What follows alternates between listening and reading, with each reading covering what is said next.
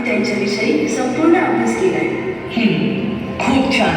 पण संपूर्ण आयुष्यभर त्यांच्या मागे खंबीरपणे उभ्या राहणाऱ्या त्यागमूर्ती म्हणजेच त्यांच्या पत्नी माता रमाबाई भीमराव आंबेडकर, आज मी तुम्हाला त्यांच्याबद्दल सांगणार आहे.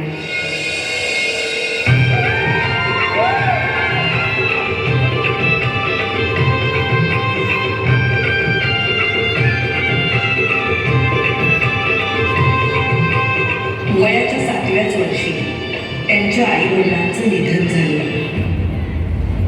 आणि घराची सर्व जबाबदारी त्यांच्या अंगावर पडली.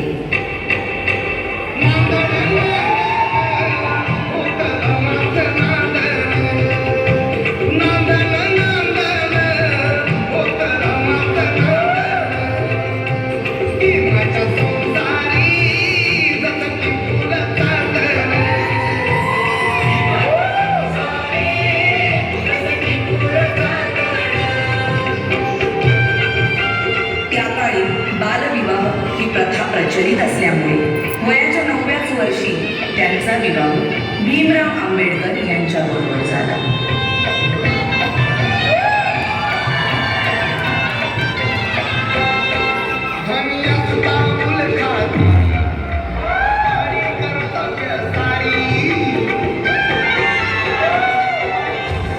अगं, हे काय केलंस?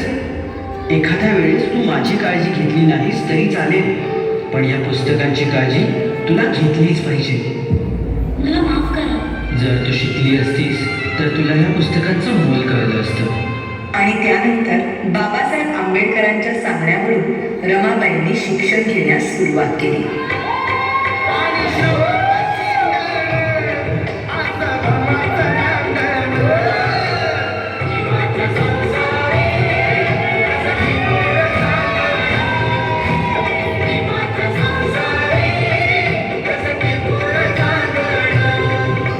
पुढच्या शिक्षणासाठी बाबासाहेब आंबेडकरांना परदेशी जावं लागलं, म्हणून रमाबाईंनी संपूर्ण घराची जबाबदारी स्वतःवर घेतली.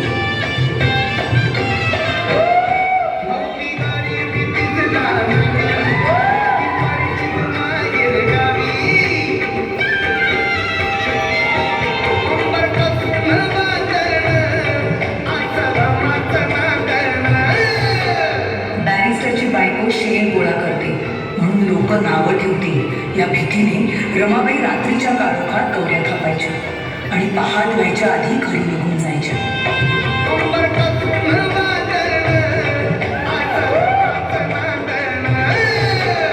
पण मॅडम, रमाबाईंची रमाई केव्हा झाली? रमाबाईंच्या 5 मुलांपैकी 4 मुलांचा मृत्यू त्यांनी खूप जवळून पाहिला होता. त्यानंतर लहान मुलांना उपाशी पोटी बघणं त्यांना कधीच सहन झालं नाही.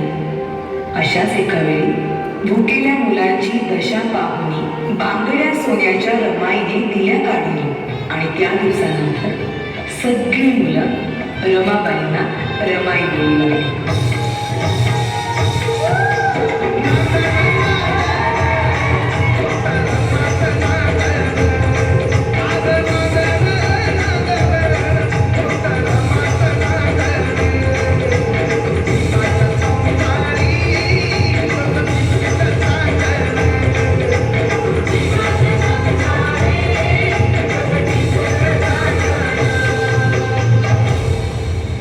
प्रेम, माया, त्याग अशा अनेक गुणांचा संगम म्हणजेच माता रमाबाई भीमराव आंबेडकर.